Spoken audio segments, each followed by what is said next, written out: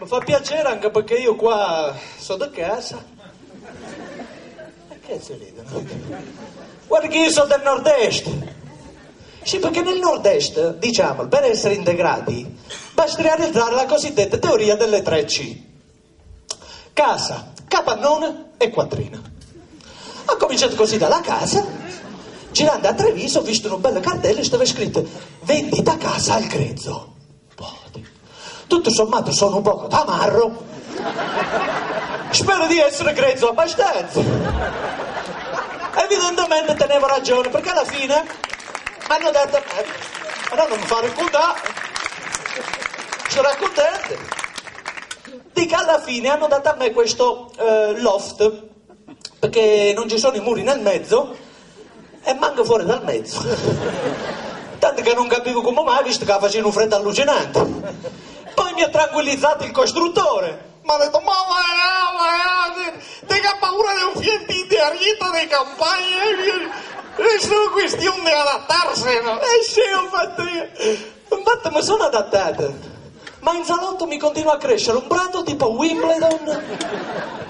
E mi vengono su certi cazzi di porcini che mi invidia pur Giovanni Rana. Dico, ma allora scrivetelo subito, uso foresta, no foresteria.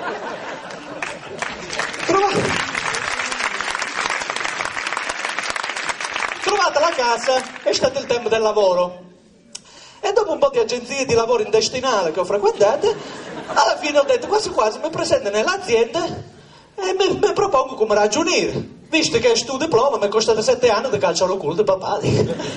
Allora mi presento alla prima azienda, apro l'ufficio, stava vuoto. Dico, che sei di chi? Entra Luca Pannone, Luca Sini, scintille, gente che salta, Luca... Vedo un più grosso e faccio, scusi, può bene un attimo.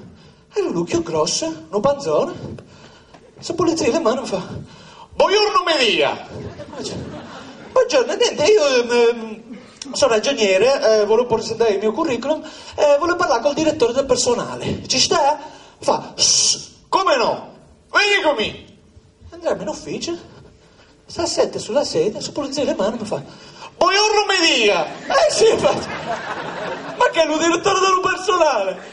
Con tutto il rispetto, ma sa, volevo parlare di finanza, contabilità, ci sta il direttore amministrativo almeno. Questo mi fa, vengomi. Salta dalla sedia, si pulizia le mani, si siede su un'altra e fa, buongiorno mi dica.